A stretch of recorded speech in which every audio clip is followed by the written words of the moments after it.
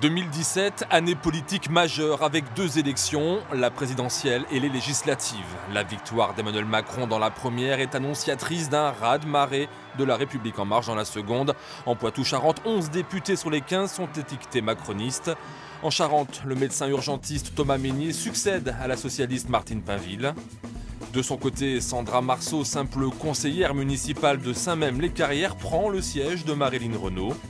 Mais il en faut plus pour déboulonner Jérôme Lambert, ancien socialiste, désormais d'hiver gauche, dans la 3e circonscription.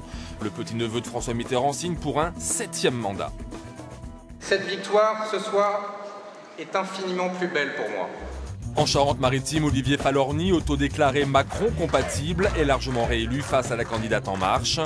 Dans la 2e circonscription, Frédéric Tufnel balaye une Sylvie Marcilly pourtant très implantée. Dans la 3e, où la socialiste Catherine Quéré ne se représentait pas, l'ex-UDF et ex-Modem Jean-Philippe Ardouin profite de la vague Macron pour être élu face à Frédéric Neveu. Dans le Sud-Saintonge, Raphaël Gérard, peu connu mais soutenu par Claude Belot, bat Loïc Girard, le maire de Gémozac, soutenu par Dominique Bussereau. Enfin, dans la 5e, Didier Quentin, qui a lâché sa mairie, loi sur le non-cumul oblige, s'impose face au candidat Modem pour un 5e mandat. Vous savez, il y a un proverbe ou un dicton qui dit « jamais 2 sans 3 ». Dans les Deux-Sèvres, seule Delphine Bateau résiste à la vague des marcheurs malgré un ballottage défavorable à l'issue du premier tour. À Niort, Guillaume Chiche bat Nathalie Seguin qui profite de l'union des communistes et des insoumis pour être au second tour. Dans la 3e, c'est Jean-Marie Fievé, un pompier professionnel, qui prend le siège de Jean Grelier.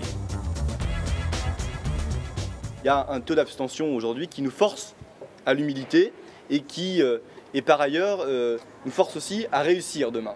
Dans la Vienne, En Marche fait un carton plein avec 4 députés sur 4. L'ancien socialiste Sacha Houlier succède à Catherine Coutel. Il devient même à 28 ans vice-président de l'Assemblée nationale. Dans la première circonscription, Jacques Sabatier succède au maire de Poitiers Alain Claes en s'imposant face à une candidate de la France insoumise. Jean-Michel Clément, socialiste reconverti à La République En Marche pendant la campagne, sauve du coup son siège dans la 3e. Dans le Nord-Vienne, l'écologiste Véronique Massonneau fait le choix inverse en refusant l'investiture En Marche. Résultat, une élimination dès le premier tour et la victoire du candidat Modem Nicolas Turquois qui avait lui accepté la candidature. Je pensais que j'avais les armes pour le supporter. J'ai eu beaucoup de mal. J'ai été très en colère longtemps. En colère contre moi d'abord, de ne pas avoir gagné. En colère un peu contre les électeurs, c'est comme ça, je dis toujours ce que je ressens. 2017, c'est donc la fin d'un cycle et l'avènement d'une nouvelle génération politique en Poitou-Charentes. Une année également marquée par la disparition de 3 figures politiques régionales. L'ancien patron du Conseil général de Charente et ancien député Jacques Bob, mort le 19 octobre. Disparition également de la Charentaise Nicole Bricq, ancienne parlementaire et ancienne ministre socialiste, décédée le 6 août. Et puis le 30 octobre, la mort d'Éric Gauthier qui fut le premier et le seul président de gauche du département des Deux-Sèvres entre 2008 et 2015. Enfin, 2017 sera l'année au cours de laquelle Jean-Pierre Raffarin aura pris sa retraite élective. Paradoxalement, on n'aura jamais vu autant cette figure politique emblématique de la région s'affairer dans des dossiers concernant l'attractivité de la Vienne.